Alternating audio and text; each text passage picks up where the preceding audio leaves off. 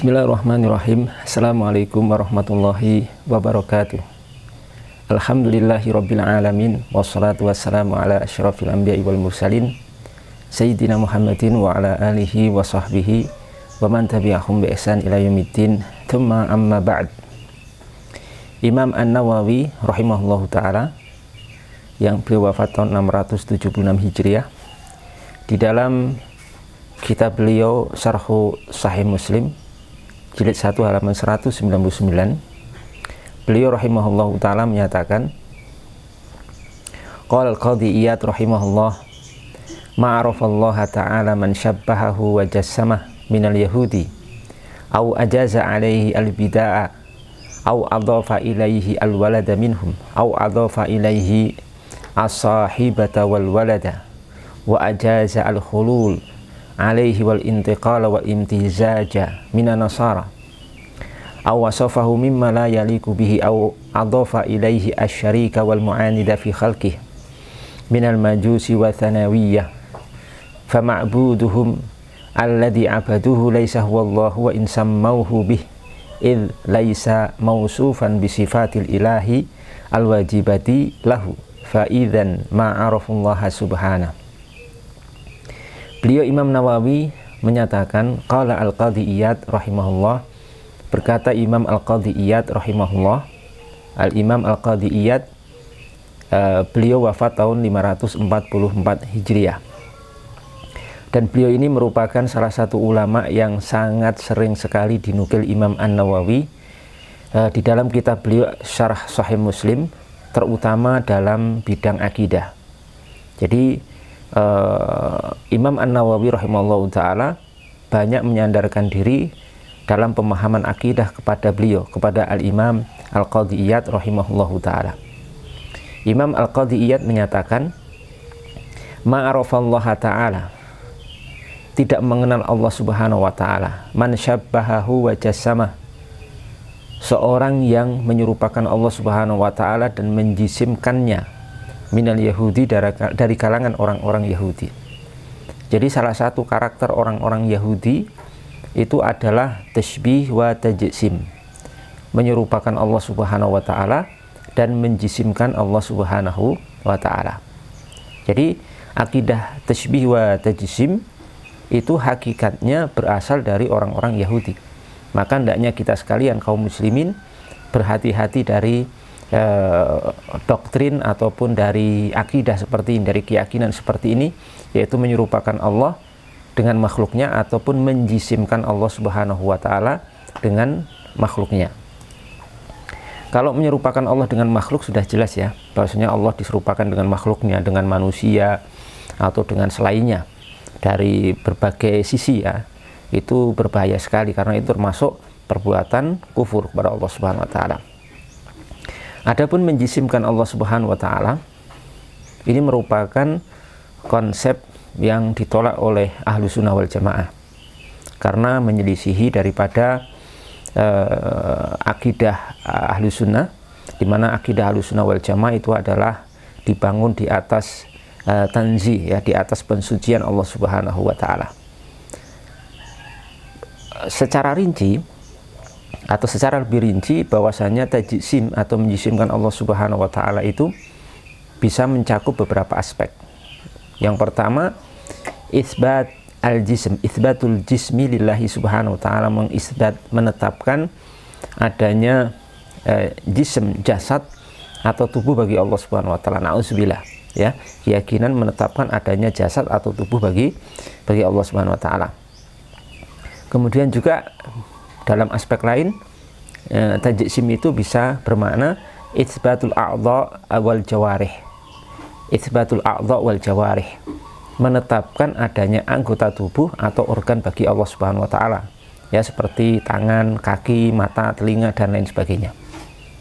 Nah ini termasuk juga aqidatul tajsim atau menjisimkan Allah subhanahu wa ta'ala ya, yang merupakan akidahnya orang-orang Yahudi ya, menetapkan Allah itu punya tangan, Allah itu punya kaki, Allah itu punya mata, Allah itu punya telinga ya, Allah itu punya betis, Allah itu punya telapak kaki dan lain sebagainya.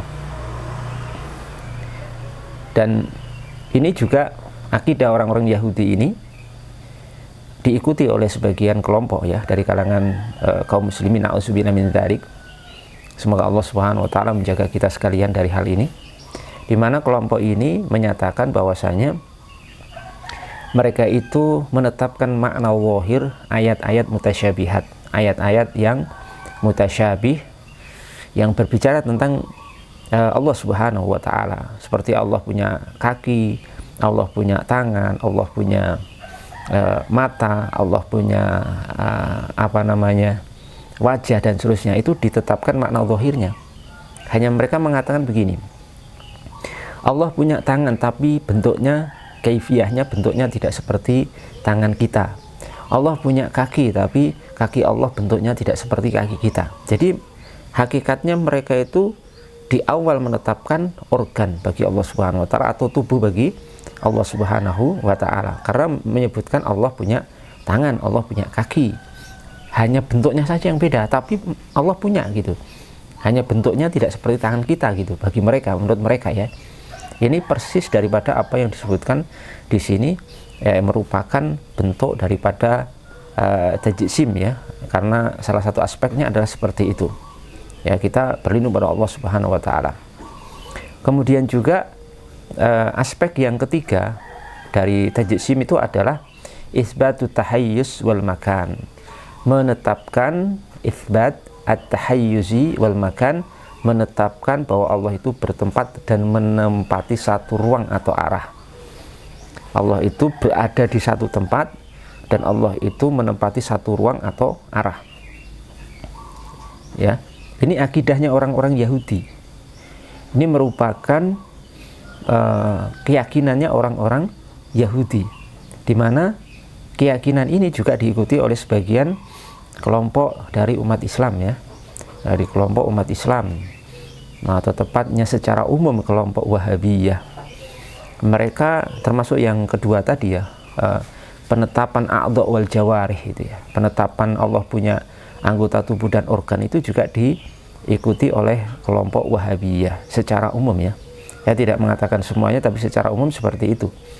Termasuk yang ketiga ini, menetapkan Allah itu menempati satu ruang atau arah, dan Allah itu berada di satu tempat. Mereka menyatakan, Allah itu berada di langit, Allah itu berada di Sidratul Muntaha, Allah itu berada di atas arsy, Allah itu berada di langit dunia dan seterusnya. Ya, ini kacau sekali doktrin seperti ini, dan ternyata doktrin mereka ini mengikuti doktrin dan keyakinan orang-orang Yahudi. Na'udzubillah min dzalik.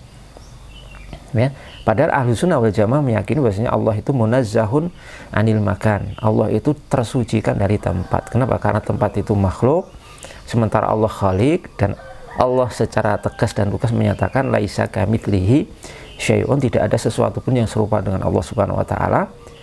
Jadi tidak mungkin Allah berada di makhluknya.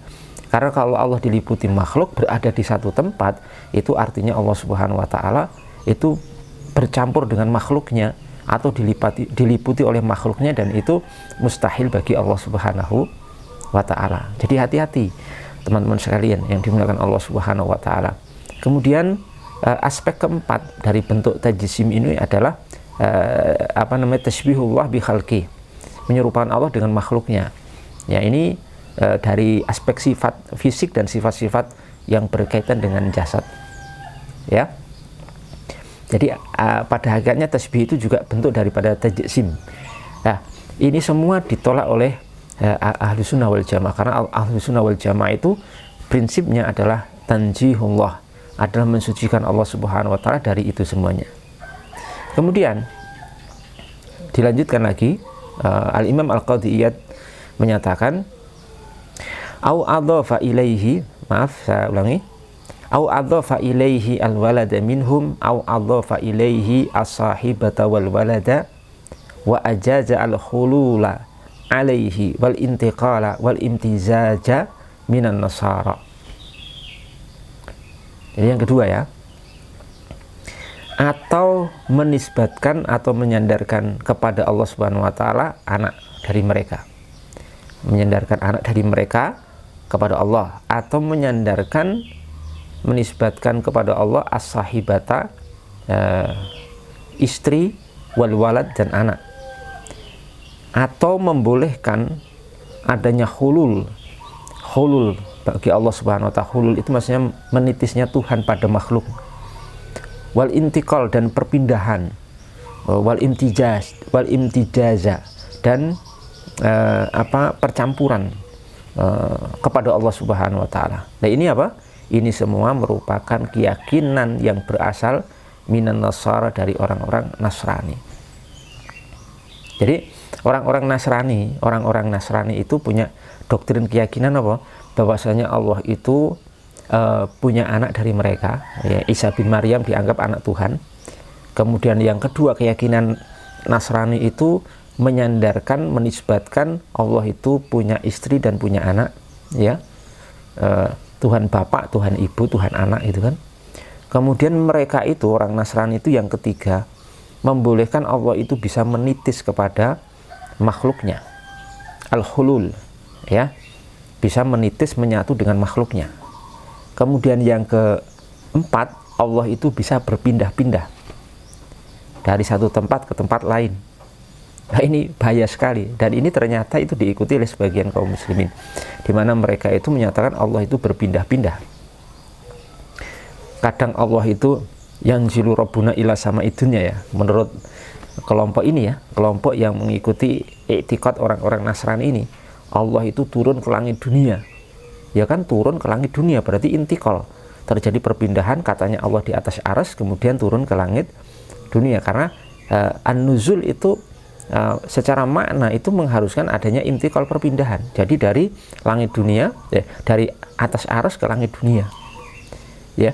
Dan kadang Allah itu di Sidratul Muntaha, katanya ketemu Nabi Muhammad di Sidratul Muntaha, pindah lagi dari di atas arsy ke Sidratul Muntaha. Dan kadang-kadang Allah Subhanahu wa ta'ala juga berada di bumi, wa huwa ma'akum aina ma kuntum, Allah bersama kalian dimanapun kalian berada, ya. Ini akidah yang sesat dan sangat berbahaya sekali, karena ternyata keyakinan sebagian orang bahwasanya Allah itu bisa intikal, berpindah-pindah, itu berasal dari orang-orang Yahudi, ya, dari orang-orang Nasrani, ya. Termasuk yang terakhir, yang kelima, bahwasanya Allah Subhanahu wa ta'ala itu menurut orang-orang Nasrani adalah bisa imtijaza, ya, imtijaza, bisa bercampur, mengalami percampuran, ya, dengan makhluknya. Ya, kalau Allah misalkan menurut keyakinan sebagian kelompok, ya, kelompok Wahabi itu, Allah itu ketemu Nabi Muhammad di mana? Di Sidratul Muntaha, katanya. Yaitu artinya apa? Allah itu bisa bercampur dengan makhluknya. Sidratul Muntaha itu makhluk, dan Allah bertempat di satu tempat dengan Nabi Muhammad. Allah berkumpul dengan Nabi Muhammad di satu tempat yang sama, itu Sidratul Muntaha. Berarti itu terjadi percampuran, ikhtilat antara Allah dengan makhluknya. Na'udzubillah min dzalik. Kita berlindung pada Allah Subhanahu wa ta'ala. Subhanallah, maha suci Allah dari pensifatan seperti itu. Adapun ahlu sunnah wal jamaah, ya, qatibatan, semua kafatan min ahli sunnah, semua ahlu sunnah wal jamaah dari masa ke masa ila yaumina hadza, sampai zaman sekarang ini, meyakini Allah Subhanahu wa ta'ala itu munazzahun, ya, disucikan dari tempat, dari waktu, dari ruang, dari percampuran dengan makhluknya, dari perpindahan dari satu tempat ke tempat lain. Itu semua disucikan oleh Allah Subhanahu wa ta'ala, dan itu keyakinan ahlu sunnah wal jamaah. Kemudian yang ketiga, ya, kalau pertama tadi Yahudi, yang kedua adalah Nasrani, kemudian sekarang yang ketiga, kata al-Imam al-Qadhiyyat, aw wasafahu mimma la yaliqu bihi aw adhafa ilaihi asy-syarika wal mu'anida fi khalqihi minal majusi wa thanawiyah. Ya, kelompok yang, atau seorang yang mensifati Allah Subhanahu wa ta'ala dengan sifat-sifat yang la yaliqu bihi, tidak layak bagi Allah Subhanahu wa ta'ala. Misalkan Allah tertawa, hahaha, Allah kok bisa tertawa, itu la yaliqu bihi, tidak layak bagi Allah disifati seperti itu. Allah bisa sakit, ya, Allah bisa ini itu, yang itu tidak layak bagi Allah. Atau menyandarkan adanya sekutu dan penentang bagi Allah dalam penciptaannya, Nah, ya lo yang ketiga ini akidahnya siapa? Itu akidahnya al-majusi minal majusi wa tsanawiyah, merupakan akidahnya orang-orang majusi.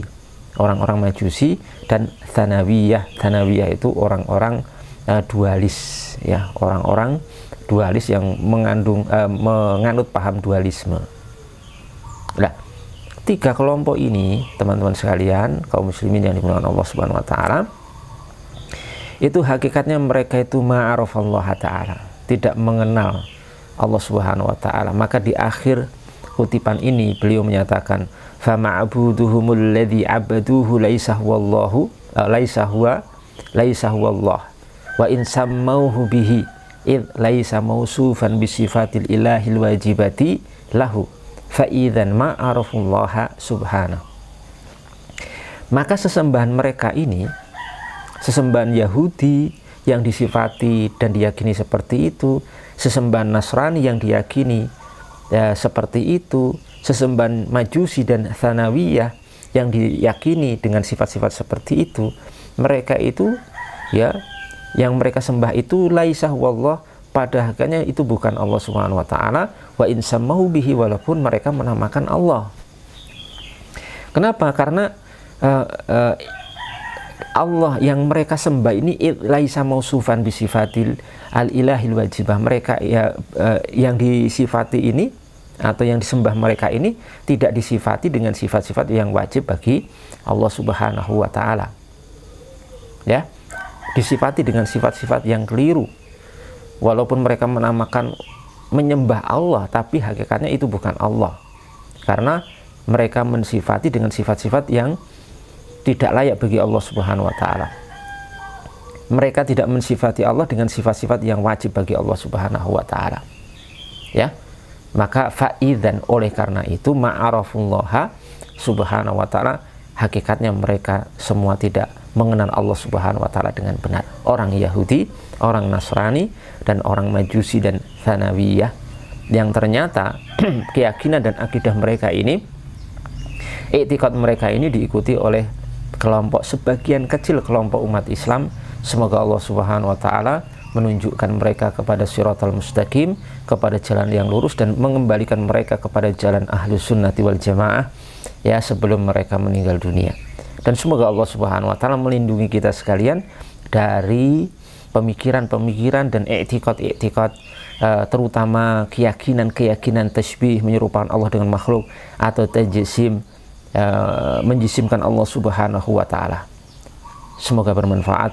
Assalamualaikum warahmatullahi wabarakatuh.